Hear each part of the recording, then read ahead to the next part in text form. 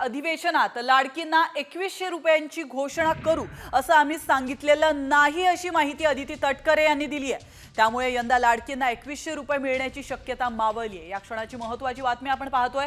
अदिती तटकरे यांनी महत्त्वाची घोषणा केलेली आहे।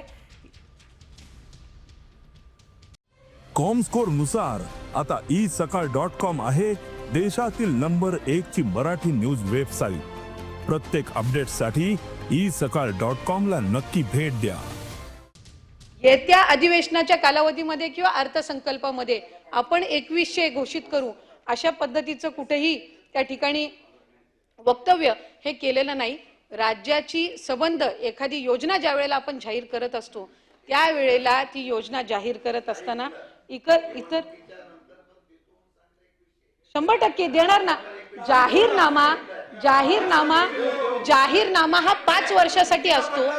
या अर्थसंकल्पामध्ये 2100 करणार अशा पद्धतीचं वक्तव्य हे कुठेही केलेलं नाही।